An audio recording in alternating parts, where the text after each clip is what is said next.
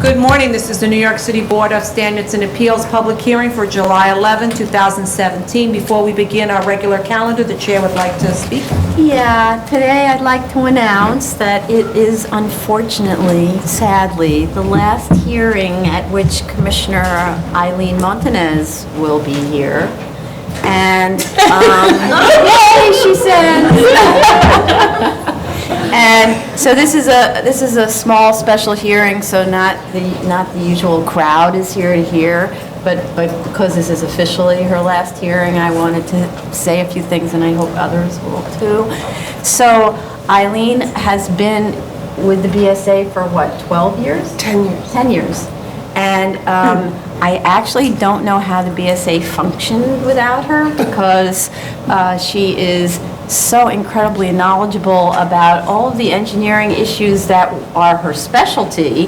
And then, because the BSA confronts a lot of issues that aren't her specialty, she figured out how to review those as well, like FAA regulations and floodplain regulations and so many other things. And also is sort of naturally so inquisitive that she became an expert in a lot of different obscure aspects of the zoning resolution. So I consider her really an expert on low-density housing development, really. And she's just delightful to work with and helpful to absolutely everyone. And I will miss her incredibly. And thank you for everything you've done for us and for the city of New York. Thank you. Anybody else want to just throw in a few words? Sure. I have known Commissioner Montanez from my days when we were both enrolled in the same leadership training program. And it was really wonderful to hear that from there she became the commissioner at the BSA, and it shows why she was selected to be part of this body. And ever since I've been here, I've learned a lot from her, and she has been extremely supportive. And I'm going to miss her because we shared the same cubicle wall, so we used to talk across the cubicle walls. I'm really going to miss that part of our interaction and discussions. So, but I'm sure we'll stay in touch. And thank you for Thank you. And Eileen, you know, we've worked together for over a decade, and it has been wonderful working with you, and you definitely will be missed, and I wish I could go with you. Thank you, everybody. It's really been an adventure working for the BSA. I didn't know much about zoning when I first came, but it's been a tremendous 10-year learning experience. I look at it almost like a complicated chess game, because the zoning resolution, to me, is not logical. So, learning how the rules actually apply was an adventure. And I've enjoyed working with everybody. Everybody at the BSA is very capable and very dedicated. And some have many, many, many, many years of experience, and I will miss all of you. But I'm going to enjoy my retirement. Anybody else, or we can, as you like. We can proceed. So I just want to say, though, just for the regulars here, because this is a special hearing where we don't have the usual crowd, Eileen will just make an appearance on our hearing on July 25th, so she can, so we can do this all over again. Okay. Remember your speech. Okay. So we'll continue the special order calendar. Continued hearing items, item number 1, 22813BZ, 157 Columbus Avenue, Manhattan. Good morning, Neil Weisbord on behalf of the applicant. Hi. So I think we were okay. So I'd like to make a motion to close. Are there any speakers? Are there speakers? Oh, I'm sorry. Are there any? Oh, that's right. Are there any speakers on this? No.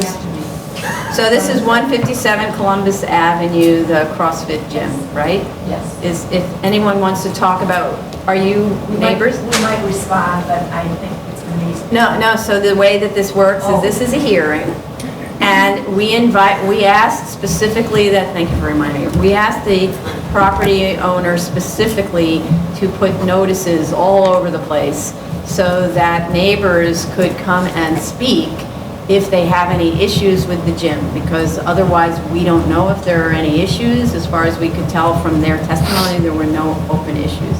So if you would like to speak about how the gym is doing, is it sort of quiet enough, all that stuff, then please come and speak. Okay. Okay. Anybody want to? Now, you want to come up and speak? There's nothing to respond to. He's already made his presentation last time. Okay, well, if... So, but you have to come up to the mic.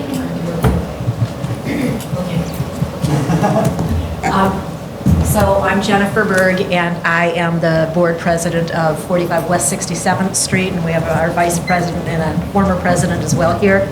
I just wanted to say, as per the last meeting, we very much appreciated this board, and for us, it's a new chair, very impressive. And yeah, as long as we can keep the same hours as before, and as long as we can ensure that the 19 covenants which were granted by the BSA to be listed on every TCO, we're happy to have our CrossFit neighbor adjacent to us. Okay, so you're fine with all of the, everything's been good? We haven't received we haven't received anything from the street, from the notices, and I'm hoping that they could have talked for themselves, but yeah, we're happy to proceed. Okay. Thank you, and very thank you, much. and we'll miss you. And even though I'm not a regular, I've come to this place 7 times. Wow. Anybody else want to speak? No? Okay, great, thank you.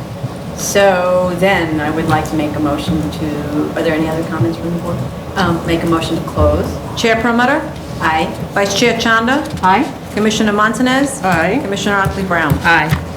And make a motion to grant on condition that all of the prior board conditions, plus the community board conditions, are all listed on the temporary C of O and ultimately on the final C of O. Except for one, I don't know if it makes sense, the sound attenuation measures installed before 2014, they were done already. Yeah, those were already done. Okay, right, but okay. Maybe that they... It's a minor point. They have to be maintained. Okay. Yeah, it actually says that will be maintained and replaced as required to the same and original specifications. That's actually what the community board condition was, so Okay. that makes sense. Yeah. Okay. All right, so on those conditions, motion to grant? Chair Promoter, Aye. Vice Chair Chanda, Aye. Commissioner Montanez, Aye. Commissioner Otley Brown. Aye. Thank you. Thank you. New case, item number 2, 16304BZ, 67199 Fulton Street, Brooklyn.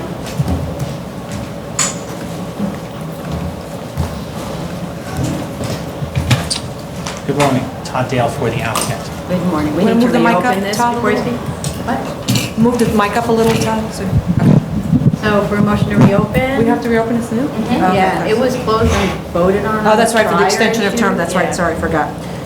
Chair Promoter, Aye. Vice Chair Chanda, Aye. Commissioner Montanez, Aye. Commissioner Otley Brown. Aye. Good morning. So to start, I have these to pass up. These, in our last submission, we had submitted I think it was the PW7 form authorizing the TCO. This is an actual TCO that was issued for Lot 69 and a place of assembly for Lot 69. Lot 66, which is the, as you face the building to the right that just has the first floor space, there's a meeting at the end of the month so they can go ahead and finalize that CO. The issue of the backflow has been taken care of. It's just finalizing the certificate of occupancy for, should be a CO and a place of assembly both for Lot 69. And then Lot 66, certificate of occupancy process is pending. Where's the T? Oh, That's the that's the PA. That's the PA, and this is the DC. CO. But, so, I'm sorry, I don't have notes on which lot is which lot, so. As you so- face the building, Yeah. Lot 69 is the center lot. It's the one with the main entrance that has both the cellar space and the first floor space. Okay. Lot 66 is the adjacent building that just has the first floor space. does not have the cellar space. So this TCO that was issued, and the only reason it's not a final CO is that, as I understand it, the Department of Buildings wanted to have the board finalize its grant in order to give the final CO Right. for Lot 66. Lot 69, which is the other building, they have a meeting to finalize. To be honest, I was trying to get the full No, details. Lot 69 is the one. Or, excuse me, with Lot the- 66, which is the right as you face the building, just the first floor. It's the smaller portion. But what's That, actually in Lot 66? there should be, I think it's just exercise space. Let me double check. I'll break out the plans right here. Studio. The studio, like an exercise. So, Lot 66. All right, so you have a TCO, and as far as you know, the backflow preventer issue has been resolved. Correct. So the only open issue on this TCO is the BSA Correct. determination. But on Lot 66... On Lot 66, I know that they had a meeting, and my understanding is they needed to, there's a question from the examiner about the fact that it's two buildings and the connection of the buildings in order to finalize that CO. The project architect doesn't anticipate any issues, it just hasn't been done yet. And they're hopeful that after that meeting, they'll be able to get the CO. You know, I know that the extension of time was for a year, but they're hopeful they'll get it within a month after so that meeting. in other words, all the kind of construction work and Correct. paperwork and everything is complete? Correct. And there's no PA in that? I don't believe a PA is required for Lot 66 because it doesn't exceed 75 persons in just that first floor space. If it's determined one is required, they'll obtain that, but they can only obtain that after they get the CO. Okay. Are there any other comments, questions from the board? Are there any speakers on this? Okay, then I don't see why we can close this. So, for motion to close. Chair Promoter, Aye. Vice Chair Chanda, Aye. Commissioner Montanez, Commissioner Otley Brown. Aye. And a motion to grant on condition that a C of O is obtained final for both lots within the year that the prior grant was granted. It was a year from when? I believe it was a year from the time of the grants. It was March, I don't have the exact date, March Yeah. 21st, March 10th? Right, March 21st. So Yeah. Yes. consistent with the prior board decision? Yes. That it That's- was within a year? Yeah. Totally acceptable. Okay. Okay, so for motion to grant on that condition. Chair Promoter, Aye. Vice Chair Chanda, Aye. Commissioner Montanez, Aye. Commissioner Otley Brown. Aye. Great, thank you. And I find it appropriate that your last hearing is a special hearing. Right. That was a good catch. Zoning calendar decision items. Item number 3, 13415BZ, 248 Flatbush Avenue, Brooklyn. Frank Sejoc for the applicant.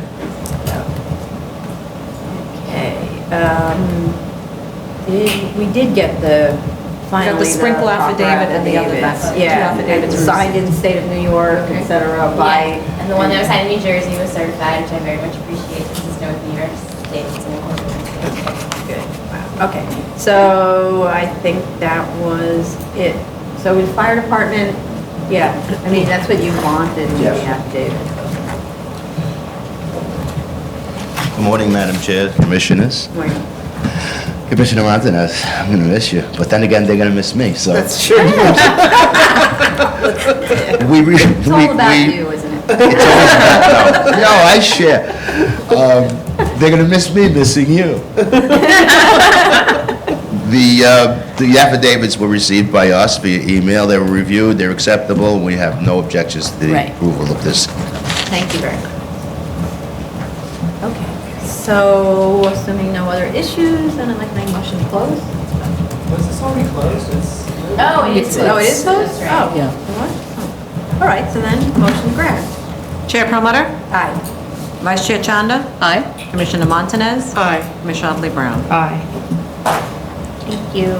If I Item may, I number just wanted- 4 oh, sorry. I just want to thank the commission and staff for helping us resolve this issue and extend our thank you and best wishes to Commissioner Montanez. Thank you. Thank you. Thank you. Item number 4, 2017-35BZ, 580 Columbus Avenue, Manhattan. Can we open? Good morning, Jiggles. I don't know, I don't see the community board person here. Yeah, we were supposed to have a community board comment about the Wasn't this one about the window? Yeah, the treatment, the Yeah. transparency. We did get the community board, why does the community board need to come? We got the resolution. Well, she said she was going to appear, so I don't know, the land use chair. So I would like to reopen because I'd like them to respond to the question of transparency and, yeah, so for a motion to reopen? Chair Promoter, Aye. Vice Chair Chanda, Aye. Commissioner Montanez. Aye. Commissioner Otley Brown. Aye. Good morning, Jay Goldstein for the applicant. We worked with the community board on 3 different committee meetings. We brought our architect and we brought our owner to those meetings, and we understood the community board's concern. The community board's concern is, I believe pictures were circulated, but the front of our building, because of the way the space is oriented, the studio was built along one side that goes from the front of the space to the back. So that meant that in order to create the box within a box and the sound attenuation, there was a wall essentially in front of half of our retail space. So the client with their marketing experts decided that the best option, instead of having 1.5 feet and then seeing that end of the wall, they frosted the glass and they put the insignia, which is what was shown on the plans. The community board had concerns or issues with that. They like transparency. So we were working with the community board for different options to see what can be done to enhance the window at the front of the space. The other window, we have about 44 inches of space of frontage, 22 of that, with the exception of the handicap lift, which has a bearing wall, which is required per the spec sheets. The rest of that wall is retail, open, can be seen. Community board was very happy with that open area of the window.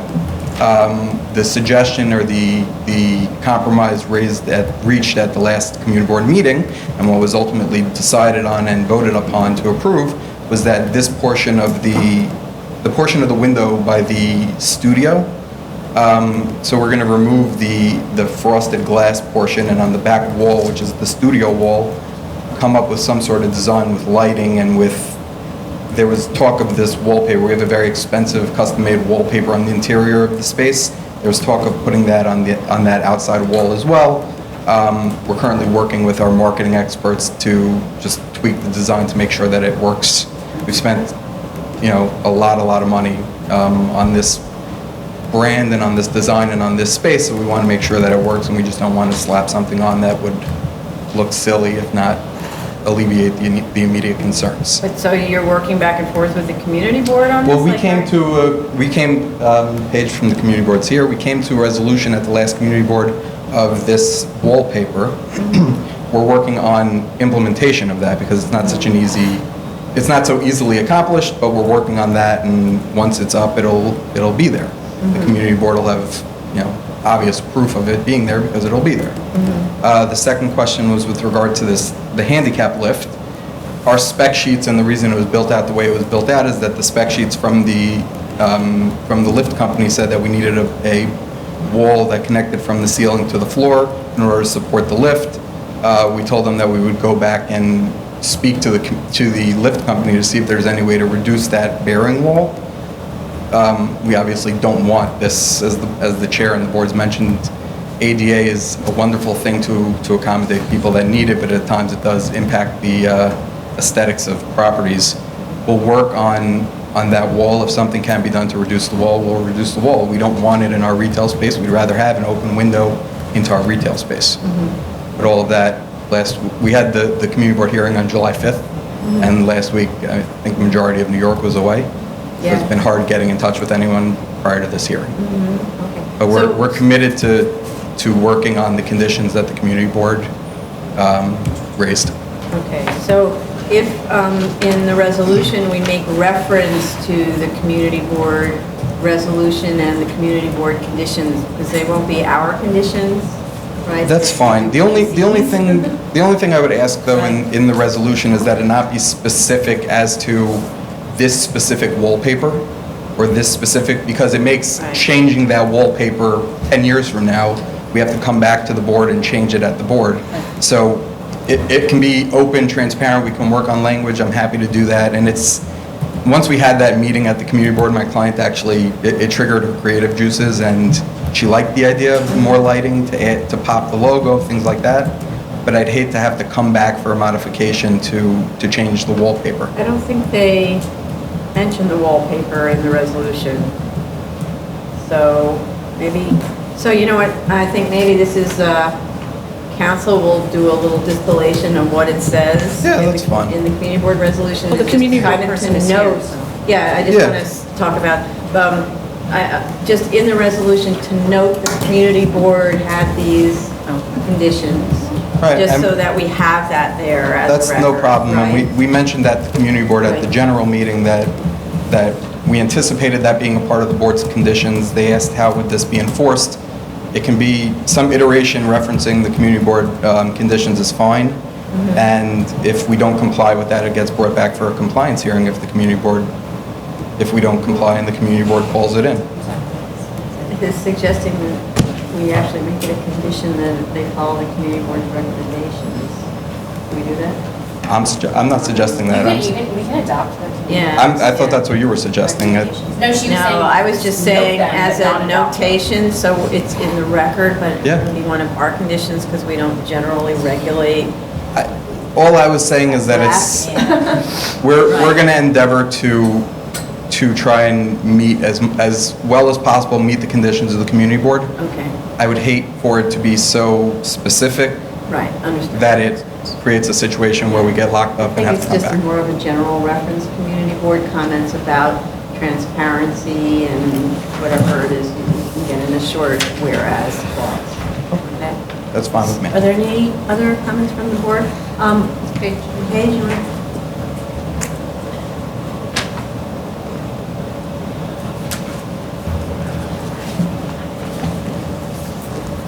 Good morning. Paige Cowley, co-chair of CB7 Land Use Committee and member of CB7 Board. Thank you for your time this morning because this is a difficult, and I should say, even though we gave you an approval or we came to an agreement to reach an approval, it was marginal because this area, the Upper West Side urban renewal area, we have worked hard to change the setback concrete to allow developers to increase and create retail space and to create an environment that's pedestrian-friendly, provide security, et cetera. And I have these were the tools that were used for our community board. I think they're pretty self-explanatory. If I could just pass this around.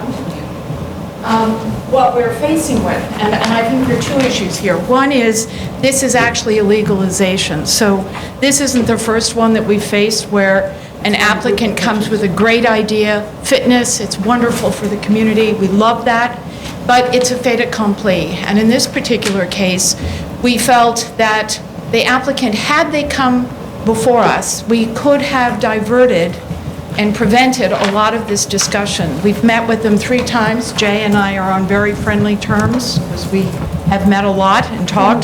But the issue here is one of just very simple transparency. 44 linear feet of glass, the southern portion with the handy lift, which in that's the side, that's the northern component, and that's the one that has the obscured glass, which, as Jay described correctly, has a gap before the acoustic wall.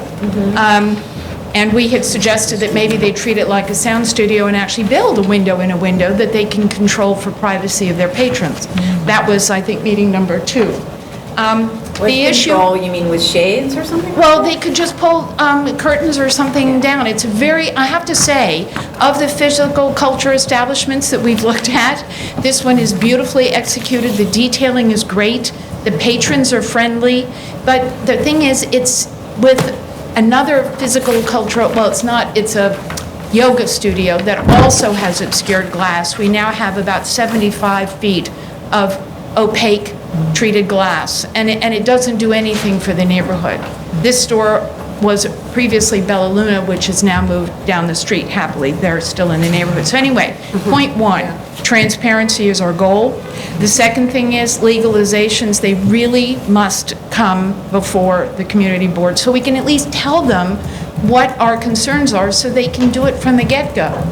We don't want to lose any retail. We know that retail is in peril because of the email. We've all seen that. But a lot of my constituents, I have had some not so nice letters from my fellow board members that say ground floor retail space shouldn't even be considered for physical culture establishments or privacy required activities. They should be located elsewhere.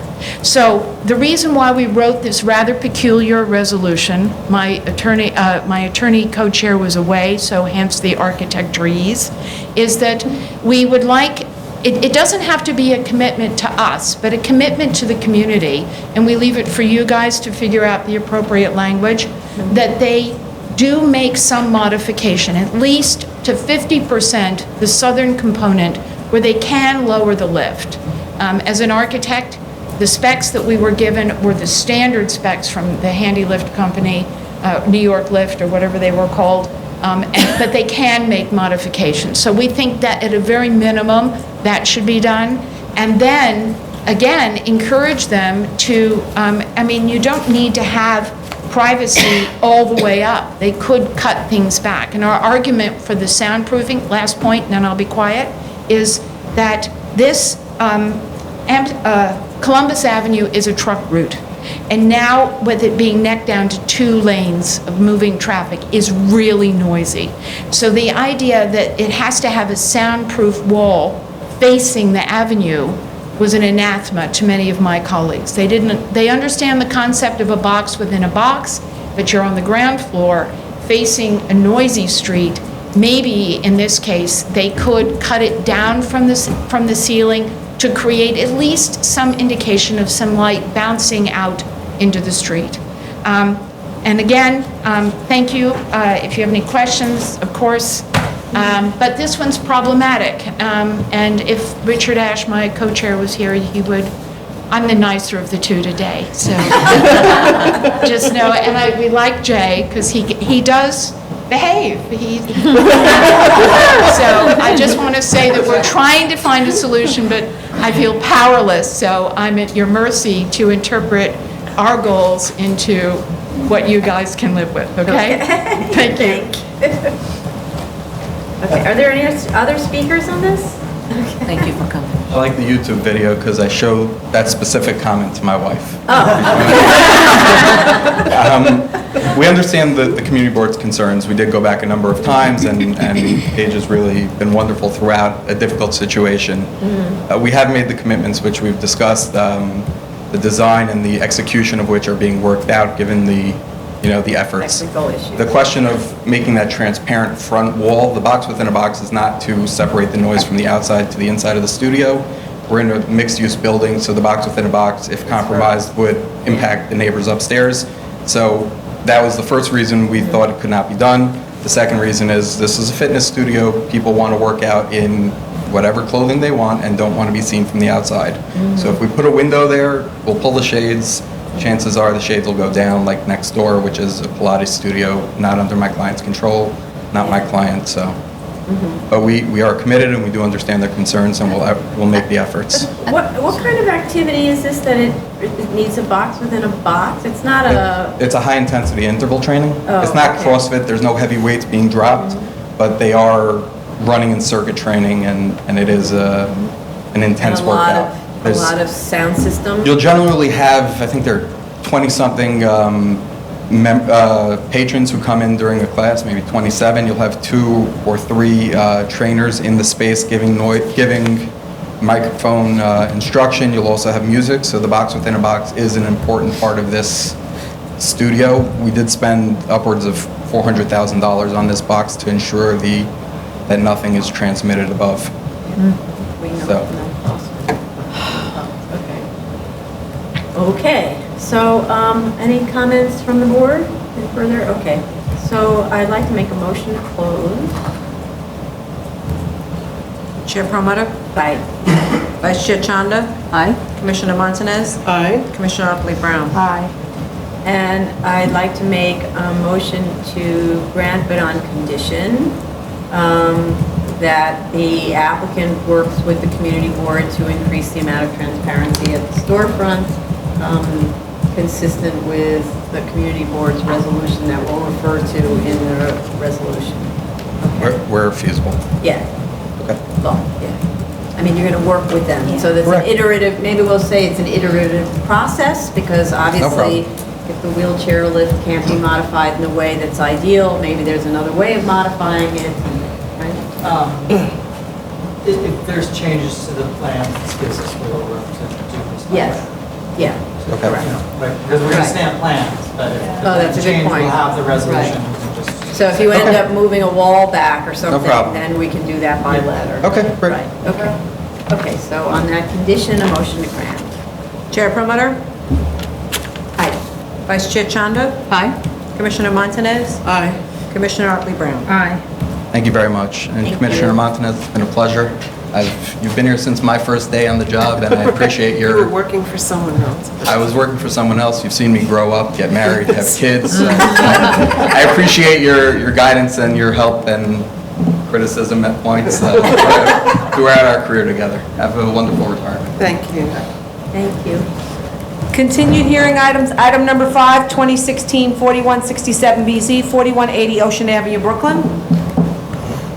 Good morning, Madam Chair, members of the board. Elise Fullader from Eric Palatnik, PC, on behalf of the applicant. Good morning. So I think we had everything that we asked for. In particular, the floodplain analysis was redone to match what the administrator required. And in any event, sort of luckily, the first floor is at FRCE. So, and I think that the house is, compared to many other applications we see, it's a modest enlargement. It follows the sort of the extrusion of the house's existing footprint, plus a tiny little bit in the back, and maintains almost the entirety of the rear yard.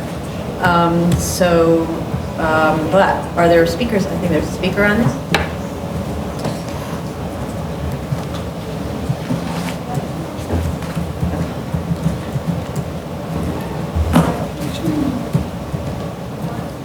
Since this is an unusual meeting, may I have a moment to wish Sure. Commissioner Montanez, I think for all those years you've been here, I've been here, not every day, thankfully. Right. We, the Manhattan Beach Community Group, on behalf of myself and those of us who have met you and have worked with you, sometimes unhappily, we appreciate what you do and wish you well in the future. Thank you very much. So, speaking as president of the Manhattan Beach Community Group, as an affected property owner for this issue, good morning, everybody. Contrary to what the applicant would have you believe, the applicant before you is for a gut renovation of a pre-existing building with a significant add-on to the current 1 and 1.5 story structure. The applicant states that after the renovation, the square footage will be 5,404 some odd feet. The project has been analyzed for us for the affected property owners from 3 different independent sources. We submit the 3 analyses for the record, and it's in the packet I just gave you, along with their technical explanations. But in brief, one is Omni Builders. It's a construction company that currently has 5 Manhattan Beach properties under construction, and states that the cost of this project should be between $1.2 and $1.6 million. This is based on current construction costs of between $225 and $300 a square foot. The second one is Eli Marianovsky, a professional engineer. He's the chair of the zoning committee of the Manhattan Beach Community Group. He estimates the cost of the current project to be $1.4 million, based on cost estimates of $350 per square foot. And the last one is from me. I'm an affected property owner, and I have an A-rated insurance company currently insuring my home for, quote, reconstruction or replacement. I hope that never happens to us. But the cost that they're estimating is $383 per square foot, and if you know insurance companies, they're never very generous. The cost for the project, if it was required by me, would be paid for by the insurance company for up to $2.25 million. And for the applicant to claim that his cost to complete this gut renovation and to complete the second floor plus a third floor to be $600,000 would make the cost approximately $104 per square foot. This figure, $104 per square foot, should be considered as an insult to you as commissioners, as engineers, attorneys, and architects. This low number, in my opinion, is arrived at to make this application appear to be one where the applicant is requesting a minor alteration, and as a result, he does not have to comply with the new flood regulations. In fact, this is a major alteration, and flood zone requirements must be complied with in Manhattan Beach. We are in an AE flood zone. We have been informed by Mr. Clifton Peterson, whom we've been in touch with, of the Department of Building Special Task Force, that the task force determines the cost of how an application may proceed in a flood zone. Further, the task force affixes an appropriate seal on the plans. We have looked at the plans, we haven't found a seal like that, it is not there. And therefore, we respectfully request that this matter be postponed until the Department of Buildings determines if and how this application can proceed. And further, we urge the BSA not to grant approval on condition. We have seen these conditional approvals in the past, over the last 12 years, Commissioner Montañez knows that. In the past, they've been ignored in our community, and building continues, or whatever if it was a new thing, it was let go. And so we have incomplete conditional applications as the standard now for future building in Manhattan Beach, and this compromises the character of our neighborhood. Time in this case is now of the essence, since the applicant safely resides in the premises. I thank you for your time. Thank you so much. Thank you. I have a question for Commissioner Montanez. Sure. This building is already above freeboard. The base, the Yes, first they floor don't is have above to lift freeboard. it. They wouldn't have to lift it. Right. They would just have to abandon the use of the cellar, right? If it was determined to be a substantial improvement. Right, so the house would be the same house, just without Without being the able cellar, to they would use have the to fill in the cellar. cellar. Right, I so that's think the what- only difference. I think what we're saying, that is a substantial improvement on this house. No, what I'm saying is, if it was determined by the Department of Buildings, and we already sent this to the Department of Buildings, who actually did their own analysis, so basically reinforced what we received from the architect, so the Department of Buildings, Peterson actually, did the analysis that said this is the value of the house, and then they rely on cost estimates from contractors that are provided by the owner, because some people hire fancy contractors and some people hire less fancy. And there's an old contractors. expression, Wait, Commissioner, about people who have uncles in the business. So I'm not commenting that this is an improper amount, Not the but place to sort Right. of debate this. We're not the Department of Buildings. Right. They No, no, to make that decision. Right. And That's one of the conditions. And- Yes. And I would add that this type of thing, like our approval or denial of this application is immaterial to whether or not it complies with the floodplain. They have to comply with Appendix G. Right. Yes. We're really looking at the bulk.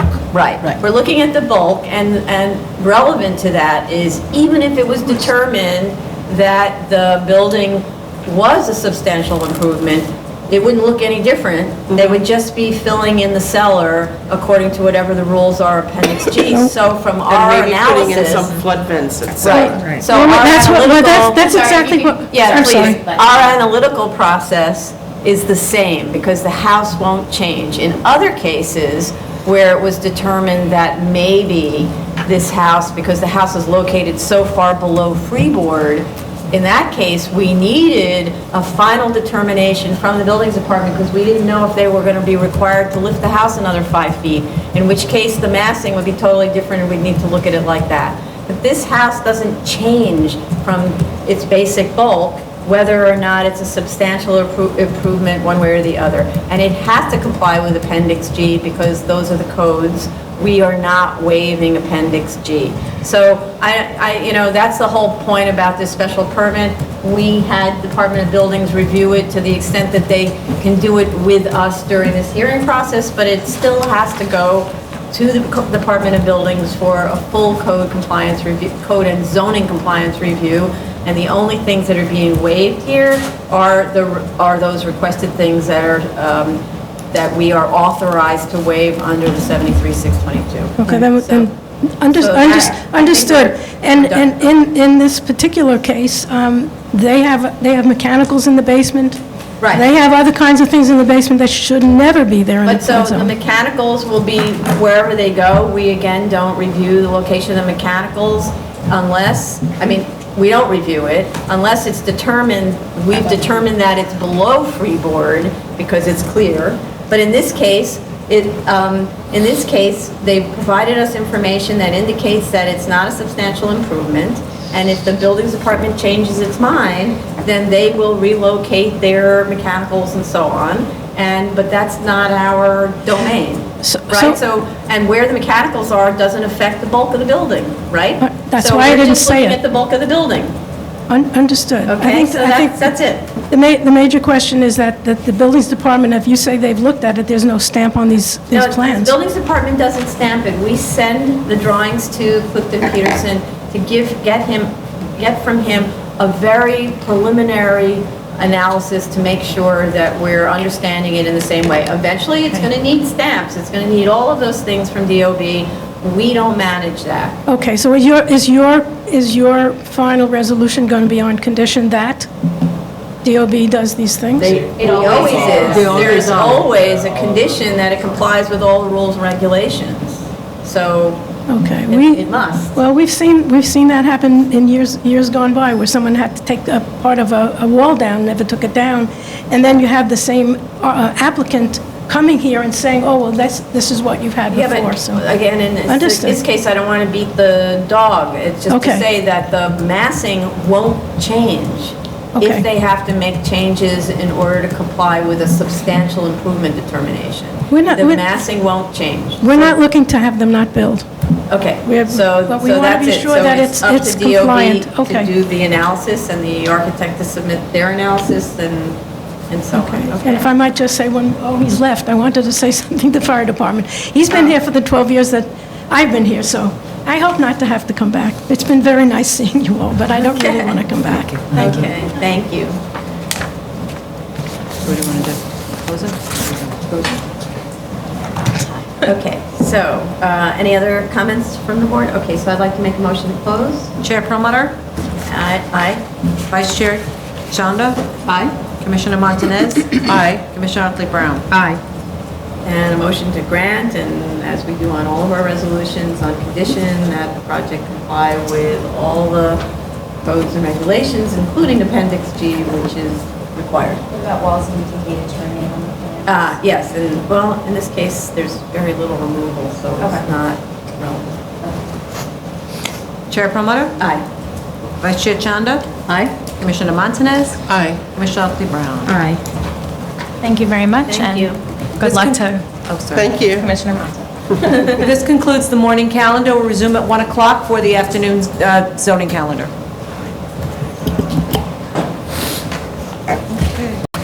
Yes, Madam Tony. Okay, good afternoon. This is the Board of Standards and Appeals public hearing for July 11, 2017. We're at zoning calendar. New cases, item number 1, 2017-29BZ, 2570 Flatbush Avenue, Brooklyn. Good afternoon. I'm Caroline Harris from Goldman Harris. We represent Raymore Flanagan, who's the applicant in this matter. The requested BSA action is a special permit pursuant to ZR 7344 to reduce the required accessory parking for commercial uses in a PRC-B1 from 1 space per 300 square feet of floor area to 1 to 600. We're requesting this only for the use group 10 use of the furniture store, although there will also be retail space there. I know that the board has been fully briefed by staff and had questions yesterday, so I will skip over a presentation unless there's any particular issue you want us to focus on and address the questions that were raised yesterday in the review session. There was a noted discrepancy between parking use described in a parking study and the statement of facts that had been issued. That's correct, there was, and that's just because we did a supplemental study on the parking. We have submitted an amended statement of facts, which was sent in via email this morning and has been passed out to you now, which corrects the parking numbers. The new building is expected, based on the November 2016 study, which was what was included in the supplemental study. 38 cars are expected to park at the peak time, and that's corrected in the statement of facts now. It had previously issued 46 as the peak. But do you know what the difference is between, it was 49 in the last one, but you know why there was a change in the prior study? Yes, because we use different data. The current data was, the updated data was based on actual November 2016 study of the site, and I will, what I should have mentioned is I have our whole team here who can address each of the questions. Let me, just hold on.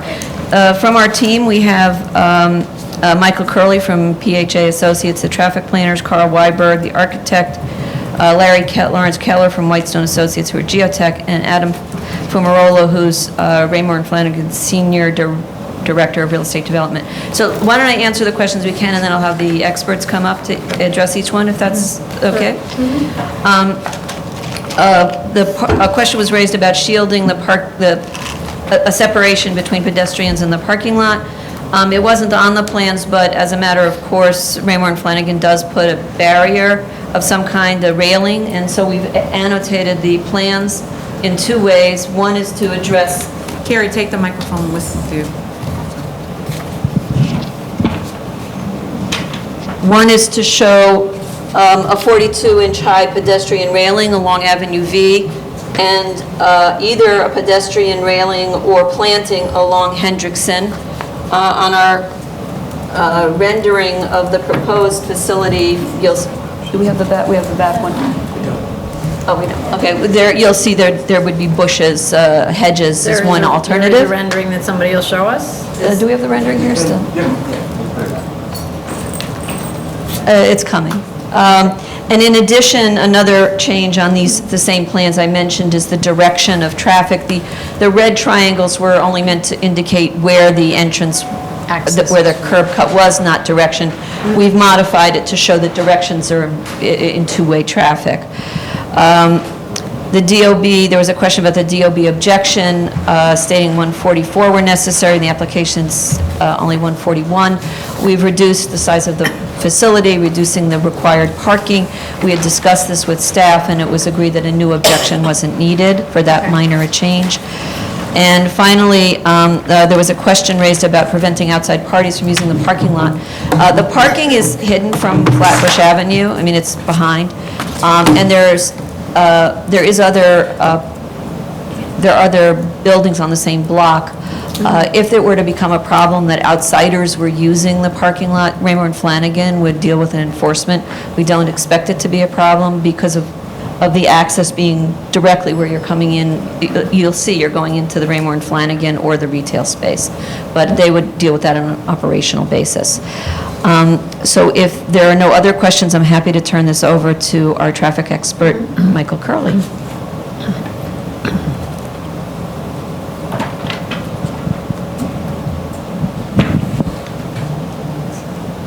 And feel free to grab the mic. Thank you. Michael Curley with Philip Habib and Associates, the environmental and traffic consultant. So at the time we collected data, which was June 2016, the only available data we had was door count data from 2015. So it didn't quite match, the time period we're collecting, which was June 2016. So Sorry, what do you mean by, you had door count data to determine how many customers go in, and of those, how many drive? So what we did was we broke it down by month, the number of customers through the door based on data provided by Raymore and Flanagan. So we were able to see kind of what the peak month was. So, if we count in June, maybe June is, a little bit lower than like a holiday sale in November, something like that. So you can get a better idea of how to compare them. Obviously, if June was the lowest month, then that wouldn't be representative, so you may want to adjust it. So that's what we did for, with the 2015 data. Once the 2016 data became available, we updated it. So that's figure B2 in the EAS. I got a printout, if that's helpful. Thank you. This just shows a month-by-month comparison of customer traffic at the existing location. Okay. So- So it was the total of everybody who came in and then assigned percentages, and it's different, the So earlier this- version was different? Yeah, so this is just a breakdown, a month-by-month breakdown of the number of people going to the store. So it's not drivers, it's everyone. So what we did was, we scaled up June to the highest month in 2016, which was November. So we're assuming, it would be a linear relationship. So we scaled that up by about 1.24 to reflect November. And so based on our existing counts at the existing location, there would be a peak of 18 spaces taken at any one time. So you scale that up by 1.24, you get 22 spaces. So then what we did was we adjusted for the increased size of the new location. So just, again, creating a ratio of the old floor area to the new floor area, scaling up by a factor of 1.72, that gets you 38 vehicles at any point in time. Right. But before you had, in the March 27th study, you had 49 spaces. So that's just because the 2015 data we had was a little different. So it showed that June was actually lower. It wasn't one of the busier months, but in 2016, which is when we actually went out and collected the data, it showed that June was a busier month. So if we were to use the 2015 data, then we would be overly conservative in our assumptions. So in other words, it was was in 2015, not as many people came, but of the people, there were more spaces taken? Like, why did the demand go up if there were fewer people? So we had to scale it up by a higher amount because June 2015 was lower than June 2016. We had to scale up by a higher factor to match the peak month. So that accounts for the discrepancy. And then, I guess it's not really a question for you, it's more like an architect question. I'm asking about the shielding, that's not really your domain, right? Your question is? Thank you. Thank you. And the question is? Is about the shielding. I want to know more because it's hard to see the rendering. Yes, of course. So I want more information. Okay, Carl? And just for those watching on the video, At home. watching at home, the comparisons, we're fortunate to be able to use those traffic comparisons because the existing facility of Raymore and Flanagan is on the same street, just not even a block away. It's across the street over here. So it's a very accurate representation of what traffic would be like in the neighborhood.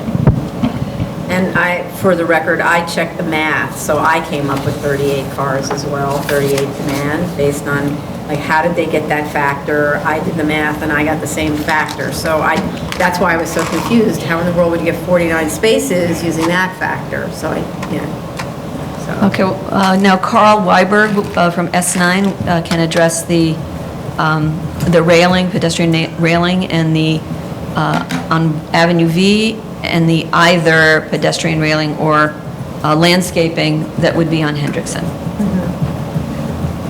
You state your name for the record? You take the mic with you? Yes, sure. Carl Weiberg from S9 Architecture. This is the railing and/or the hedge or pedestrian railing. On Hendrickson. Yes. It's not shown currently on Avenue V, but it would be closing off this corner up to where the drive would be, so that people can't just enter in the middle of the parking lot. So it's hard to see what that is. What are we looking at? Do you want to take it down maybe and give it to Yeah, Sure. maybe pass it around because it's... The hedges would only be on Hendrickson. There would But not be would- hedges on Right. Avenue V. But we can't really see if it's a fence or course. hedges or whatever. So my question is, if it's a hedge or if it's a fence. where's the depth of, in the plan? In the plan, you have about 2 feet, and you can have shrubbery or a densely packed hedge rather than a I barrier. see. And then those are street trees. And those are street trees, and on Avenue V, you don't have that same space, so that would have to be a railing. And what do you mean by a railing? A low 42-inch. Below 42 inch, and made out of? To be determined, but probably something that's, not very visually apparent. It's just to stop people crossing over with the show. Yeah, well, we have mics here, so He'll pick it up. Yeah. So, like, something not visually apparent, what does that mean? Not a chain link fence or anything like that, probably Okay. a low aluminum, or like not wrought iron, but similar. Wrought iron-ish, Ish, or like an aluminum possibly even lower, just like a vehicle barrier. vehicle. No, so the question has to do with not just that the cars don't keep going, because you could use a vehicle barrier for that, but also visual shielding, right? So when you're doing hedges, you're visually shielding. But Correct. when you're just doing a car sort of bumper barrier, you're not shielding visually, right? Correct. So, yeah. So I personally would rather see that that we include in this somehow the fencing or the hedges, but they're not shown on the drawings, right? So how do... On the amended drawings that we just submitted, there's a note that says, No, I see pedestrian railing and/or planting. right, there's room between the property line and where the edge of the parking area is to put hedges on site. There isn't that room for hedges on the Avenue V side. Right, understood, because that's what... So, on the... is your issue only an Avenue V question, or is it? No, it's a question for both, because we're not, well, for one, the Avenue V side, it shouldn't be just a bumper, right? It should be something like a wrought iron... It's intended to be, the barrier's Right. intended to But- be like a fence that would keep, or an attractive guardrail type of railing that would keep people from walking in. Right.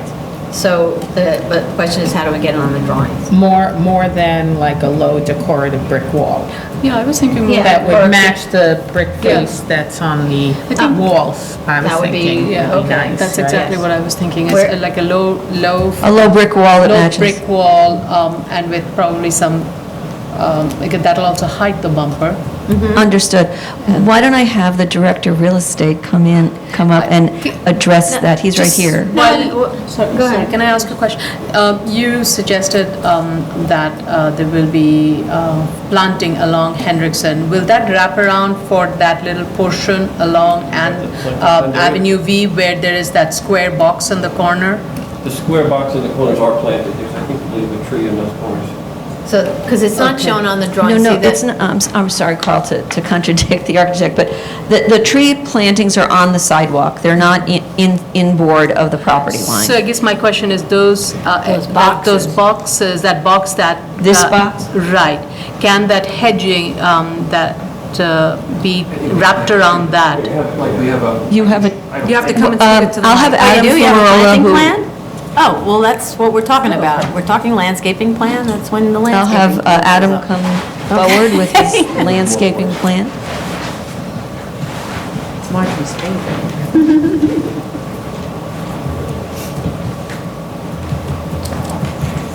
You want me to put this up or? Yeah, unless we can't see it, so... Maybe Let's see if we can... We'll bring it to you. Yeah, the hedge extends all the way to the end. Oh, that's a shame. It's not in the record, right? That wasn't submitted. There's Okay. a tree. So there's a tree that's on the property, on the boxes, and what's at the base of the tree? What's the material, the surfacing beneath the tree? State your State name for the your name. record. Adam Fumarola, Raymore and Flanagan Furniture, Senior Director for Real Estate Development. It's just standard landscaping. No, but we don't know what's that mean? Will the Mulch. ground be... Mulch, okay.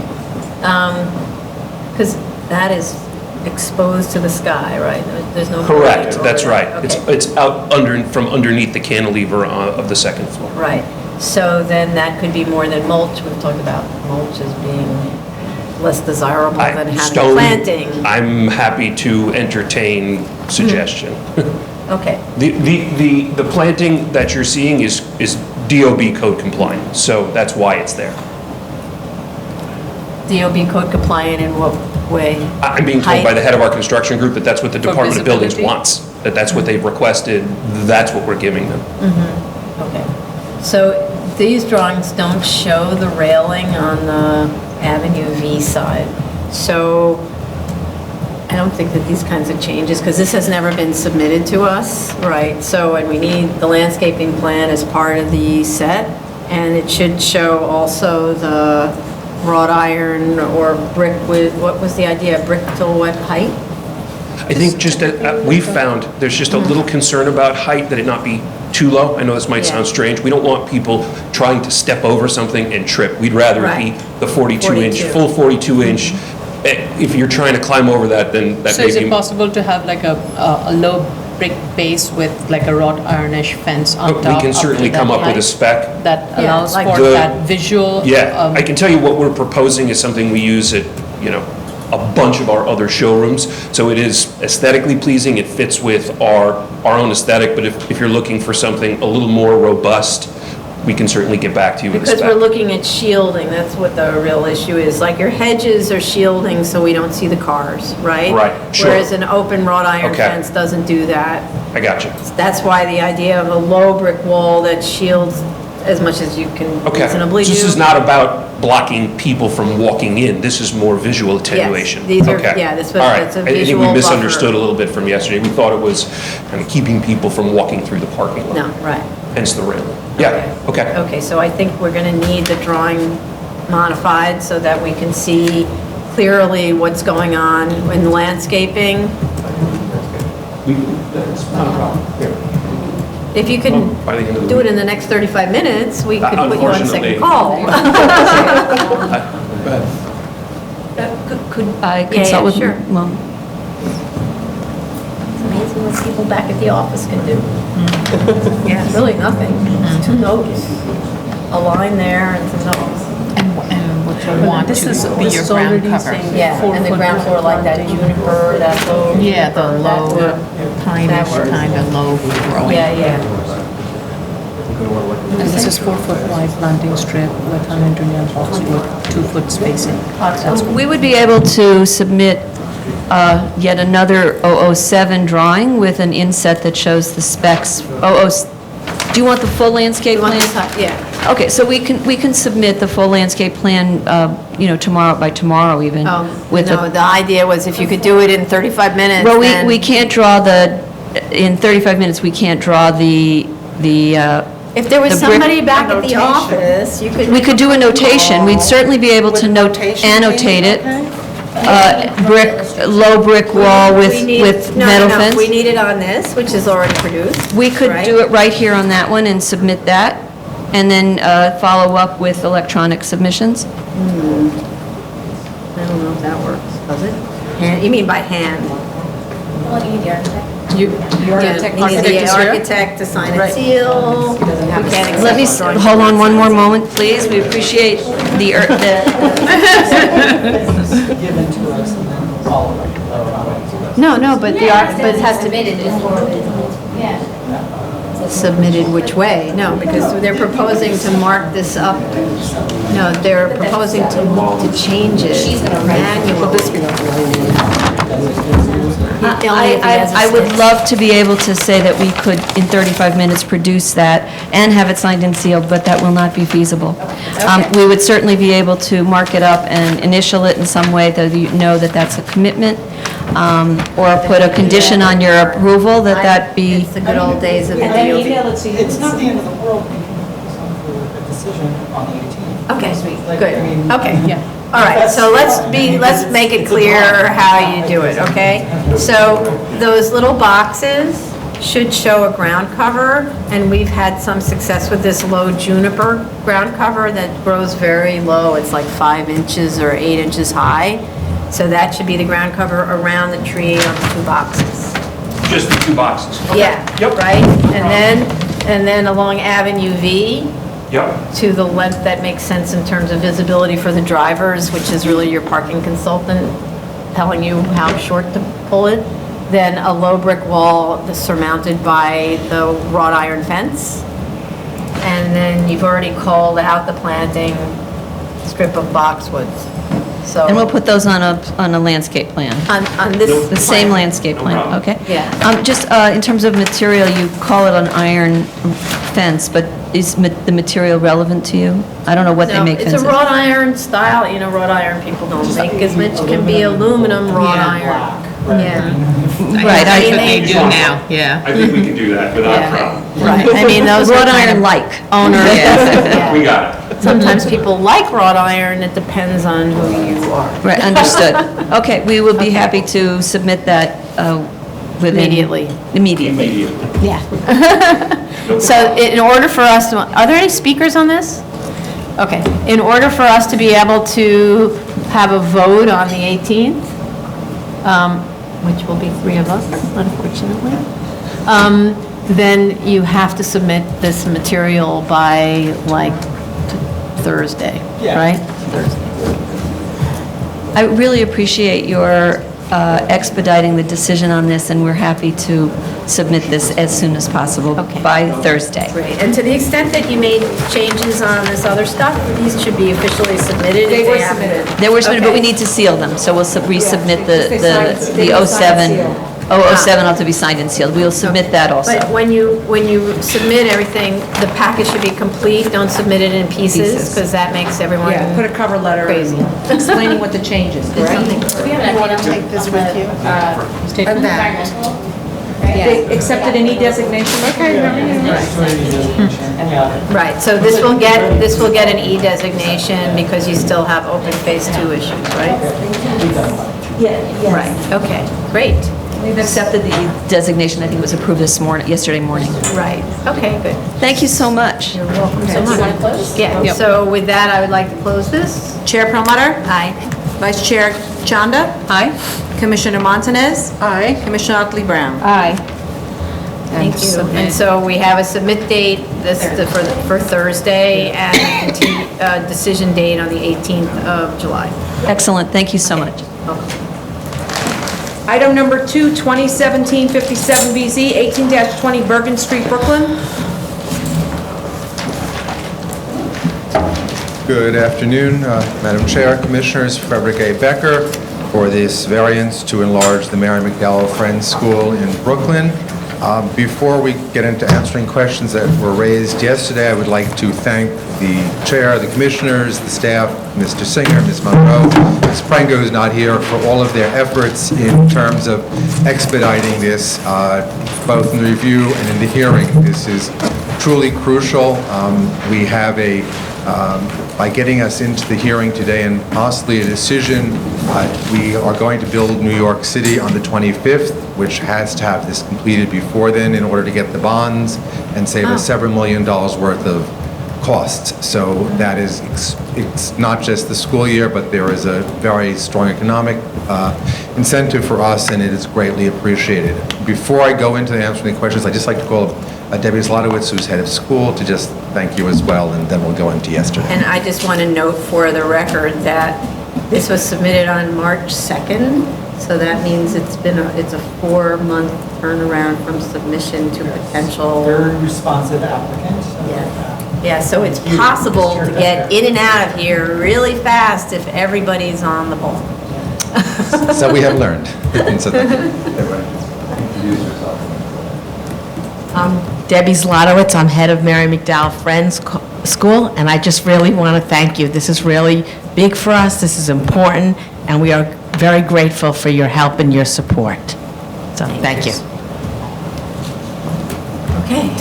Okay, so the architect and I attended your executive review session yesterday. We did put in a response. I believe you received that. I think it is responsive to all the issues that were raised. I can address any of them in more detail if there are further questions. I just would like you to go through in part for the visual record, because we're recording. Yes, of course. And I'm not sure who actually does it, maybe it's the architect who does it.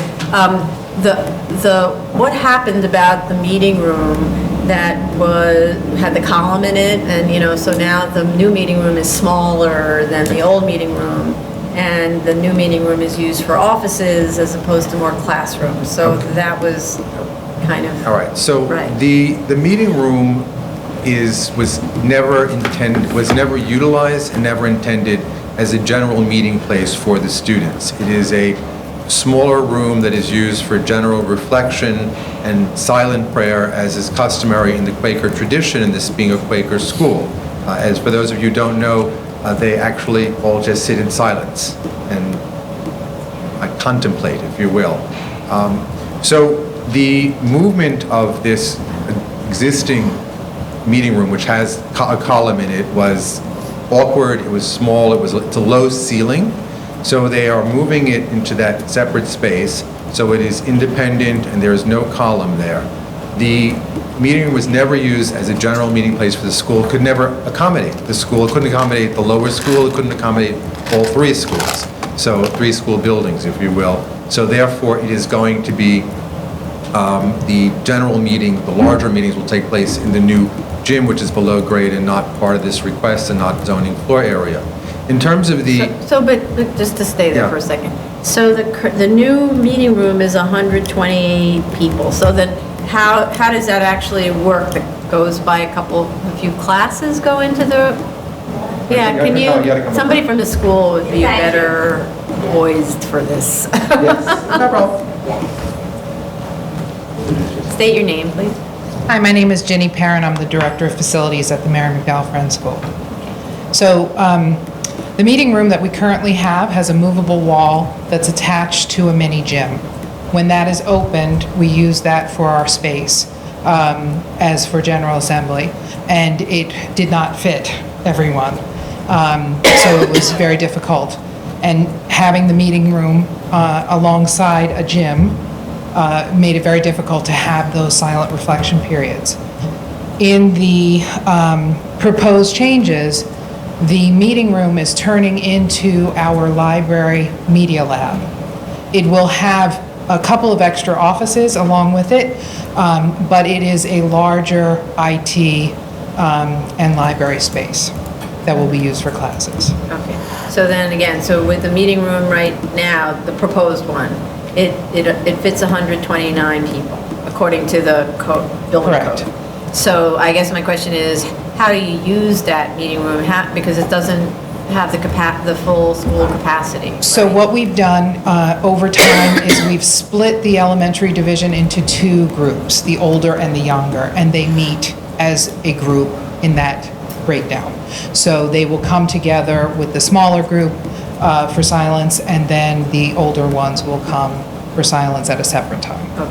And then when the school gets together in its entirety, It will be in the gym. Okay. And then the other part of the question was, you have a lot of administrative space, so what's the story about that? So before our groups, we added a middle school to that building, and then we actually created some classes that were for a smaller number of students that had a more intensive focus for kids with greater language processing difficulties. Those spaces that were for admin, prior to that, we moved that admin to our high school. What we found is that for the admin that were in those spaces that were then used for the elementary school, they are our all-school admin, so development and business. They are in our upper school. Plus, we have our head of school, associate head of school, myself, admissions. In the elementary school, it's very difficult to function because we're in different spaces, and trying to meet has been very difficult. So we're bringing them back. And by allowing us to have those extra breakout rooms and the other class space in the extra addition, we can bring them back to the admin floor. It should also be noted that the spaces are not individual offices. Some of those spaces are shared offices, so there will be doubling up in that space. It's not just everybody gets a nice big office themselves. So we are really trying to cut it as close to the bone as we possibly could to make it functional. Well, actually, only on the floor plans, only one of those rooms says 2-person office. But the reality will be that Is there going to be? So I can share with you that in the office that I am in, which is 81 square feet, we can fit 2 people, and we do. And you will. Okay. So. Okay. Anybody else have any other questions for the administrator? Okay. Thank you very much. Right. there were the issues about the treatment of the walls, which will be a light gray stucco. There were some of the numbers, we apologize, they kept shifting a little, so I didn't quite proof as well as I should have, but we fixed all of those up. The plans match the zoning analysis, the statement matches the plans and the zoning analysis. The arrows have been corrected where appropriate, and I believe, Commissioner Chanda, the rooftop is an unenclosed. I mean, it's enclosed with the fence, but it's an open to the air, which is why it doesn't serve the purpose that a gym serves below us.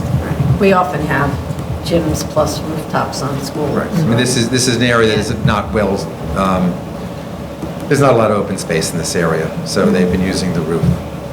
But again, it's only in good weather and, you know, warmer weather, so that will stay, but the gym is really, right now, the gym is ridiculous. I mean, it's an 8-foot ceiling, and it's a third of the size of this room with the equipment. Got it. Okay. Any other questions? Nothing? Are there any speakers on this? Everybody's here is part of the team. Okay. So I don't think there are any open issues. We're good with environmental? Yeah? Type 2, what do you know? Very good with environmental. Okay. So then I'd like to make a motion to close. Chair Promoter? Aye. Vice Chair Chanda? Aye. Commissioner Montanez? Aye. Commissioner Otley Brown? Aye. And a motion to grant. Chair Promoter? Aye. Vice Chair Chanda? Aye. Commissioner Montanez? Aye. Commissioner Otley Brown? Aye. That's it, it's granted. Okay. Thank you very, very much. This concludes the public hearing for July 11th, 2017. Commissioner Brown. 142, that was pretty good.